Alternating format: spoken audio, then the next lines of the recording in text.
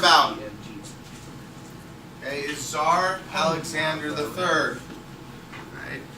Tsar Alexander III was part of the Romanov family. And they're going to be the last family to be czars of Russia. Okay, they're going to start something called autocratic rule. Does anyone know what autocratic rule means? They are the only one that controls them. Okay, so they're in control of everything. Right? So as the king, you got to do anything that they say. All right, and that's going to start in the 1880s. Right? They're also going to do things like censoring the media.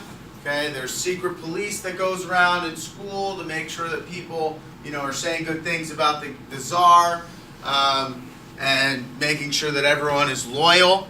Okay, and they're also going to start to treat Russia like anyone who's not from Russia but lives there. Okay, so if you're any sort of immigrant, all right, you'll be treated as a second-class citizen, so you have less rights. Now it says they censor the media. What does that mean if they censor the media? They made sure to put in news articles that they approved of. Okay, very good. So all the media is pre-approved by the government. So you think there's anything that says anything bad about Tsar Nicholas III in the newspaper? No. Okay. They actually do this still in Russia today, and it's kind of goofy. Like if you ever see like Vladimir Putin, as their current leader, he's had like commercials where like election campaign commercials where he's like fighting a bear one-on-one and he like knocks the bear out, like punches it in the face and like knocks the bear out. It's like completely ridiculous. Okay, so they do things like that. They make that the czar seem like basically a godlike figure. Okay, and they make sure through the media that people are following, people are loyal, and also that people think that the way they live is great. All right, so that's all going to start with Tsar Alexander III. Could you leave? Huh? Could you leave? Could you leave the country? Yes. They did have very strict borders, so it was hard. You had to have a good reason from the czar to leave. Yes. Wait, what was autocratic rule again? It means that it's the same thing as if you ever heard of like absolute monarchy. Just the king is all powerful. You gotta do whatever they say. Can I go next? Okay. All right. So Tsar Nicholas II is the son of Tsar Alexander III. But this is the same thing, the same category? Yes. And all you really need to know is that they did the same thing. He did the same thing. Okay, Tsar Nicholas II is going to be the last Tsar of Russia. All right, so this is 1894. How far away are we from World War I? Anybody know? 20 years. 20 years, okay? And we know that Russia exits World War I because of this revolution, okay? And Sean told us the revolution starts in 1917, so he'll be ruling for 25 years or so. All right, and he's going to continue these same things. What do you think this is going to cause the people of Russia to do? Is that his father? No. The one before? Yes, the one before his father. What do you think if you lived in Russia? What's this going to cause you to do over time? Want to kill them. Revolt. Want to kill. Get tired of the way things are. Should we put down that he's alive? The last Tsar? You don't have to. You'll know that. Yeah. So did the citizens know that their the media is tampered with and all this other stuff? I mean, look, some of them knew. Obviously, the younger you are when they start to do it, the more exposed you are. So, if you were born right when it started, your whole life, that's all you've ever seen in the media. Yeah. Right? So, if you were born before it, you probably do have a little bit more of okay, this is not true. Yeah. But kind of over time, it kind of brainwashes you. Why should the idea because I bet every country has its downsides, but they don't put it in the news. They probably figure out that they're probably just trying to make it look like Russia's created other countries. Well, and that's true. But over time, obviously, they eventually do figure it out because they revolt. So, but it lasted a long time.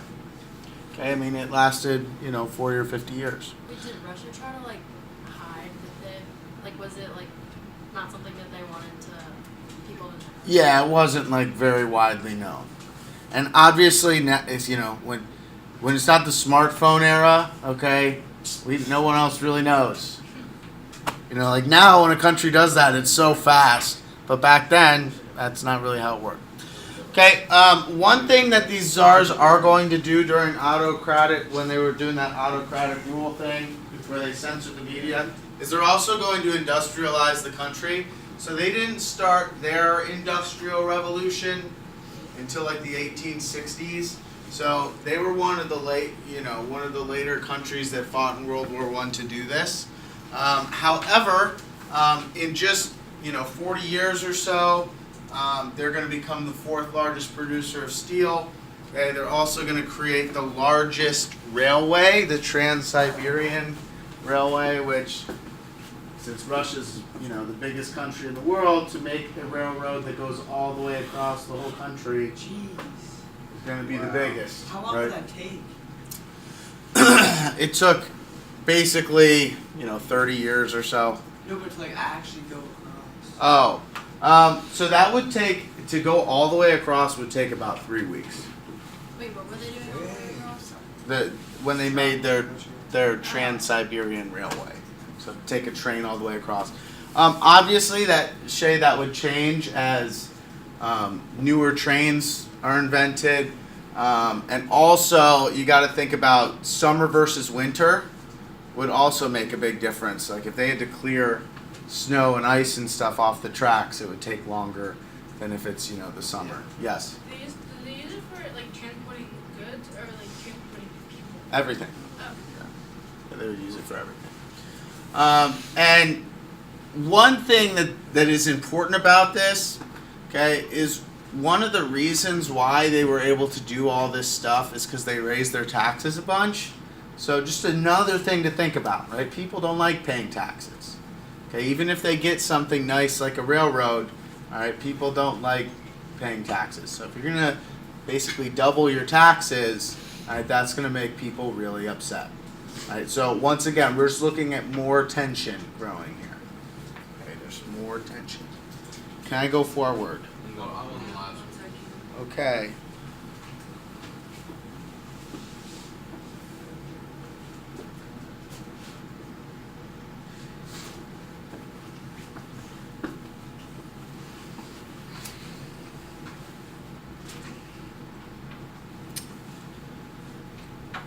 Okay, so here's just a picture of the Trans-Siberian Railroad, or the Russian Transcontinental Railroad. It goes from Moscow all the way in the west, all the way to the Pacific Ocean. How come they like made it so swervy? Well, you got to avoid mountain ranges. You got to avoid any areas that would be really cold. Think about how north of the country it is, so they want to make it go south, right? You want to be on the southern border, because if they did it up here, you wouldn't really be able to use it during the winter. So they got to make it go further south. Okay, now you only need to write the first bullet point here. But listen, we learned about the Industrial Revolution. It was the same in Russia as it was everywhere else. Okay, you had kids working in the factories. Okay, people who worked in didn't pay very much. And they had to work 14 hours a day. It was terrible. All right, so the second thing is just kind of a question to think about. Okay, they outlaw unions. What's a union again? Didn't Econaut like What is it, Sean? Basically, like, it's a congregation of workers who like get their rights, who fight for their own rights. Yeah, so if you come together as a group, fight for better working conditions and rights, okay, that's what a union is. If those are outlawed, what is this going to cause people to do? Get mad at it. You're going to get mad, and they might form secret unions anyways, right? Because now you're just not telling people you're a union, but you're still going to be like, we're all working 14 hours a day, this is messed up. Okay, so it's going to create tension. And what was that one thing we learned about that became big in unions during the Industrial Revolution? There's a belief in something, type of government. Communism. Good.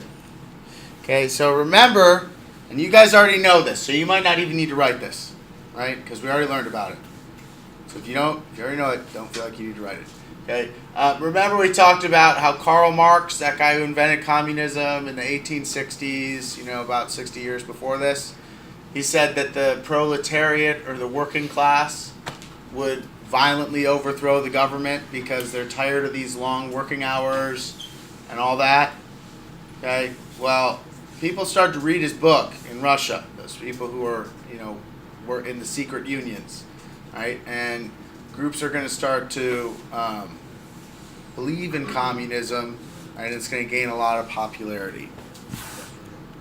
Right? There's going to be two kinds of what are known as Marxists, which is just, remember, that's a synonym for communism. Okay? There are the Bolsheviks and the Mensheviks. Okay? The Bolsheviks are really, really radical. Right? So when you think of the Bolsheviks, you're going to think of a group of people who are like, yeah, I want communism, and if I die, I don't care. Someone very passionate about it. Okay, their leader is Vladimir Lenin, who is a famous person in history books, and he's going to be the one who's really trying to push this and spread the word of it and get bigger groups. Okay, do you think that the czars liked Vladimir Lenin? No. No, they did not like him. Then you got the Mensheviks. Okay, they do definitely want communism, all right, but they're not nearly as passionate about it, right? So they're kind of more like, well, if it happens, that's great. I would definitely vote for it if I could vote, but I just don't think it's worth dying over. Like, I'll keep working in the factory, and like I'll complain when I go home, and like, I'll talk about how great communism would be, but I'm not going to fight and die for it. Okay, so just kind of a division between two groups. Yeah? Vladimir Lenin is leader for revolt or just... No, he's just the leader of the Bolsheviks. Okay, so these two groups, either way, are going to spread the word of communism. Even if you're not the radical ones, just the more people that believe in communism, if there's going to be this communist revolution, the better it is for the revolutionaries. Yeah? Who led the Mensheviks? The Mensheviks had several different leaders, so they weren't really unified under one person. It would kind of be like at different factories, different leaders in the factories that believed in it would lead the Mensheviks. Yeah, that's a good question. Okay. The Bolsheviks, since they are united, are going to end up getting more followers. All right, can I go forward now? Yeah. Okay, here's Vladimir Lenin. Okay, so unrest at home is going to go in the direct causes section. Okay. The first cause is the Russo-Japanese, and this is going to be directly causing the revolution. While this is going on, you have all the people in factories that are starting to, grow in numbers and kind of get more radical and more intense about it. Okay, the first major cause is going to be the Russo-Japanese War. Do not write this. 1904. Yes, do not write this. Okay, as you can see on the page below, there are two political cartoons. All right, I want you to answer the one question with supporting evidence from the cartoons. Who won the Russo-Japanese War? Okay, and then support it with cartoons. That's all you have to do for the rest of class today. So you have about 19 minutes. Make sure you add in evidence from the cartoons that tells you that this is true. And then, as long as you put that in like complete sentences and have evidence, you'll get a perfect score on it. So just look at those two cartoons, use them to answer the question.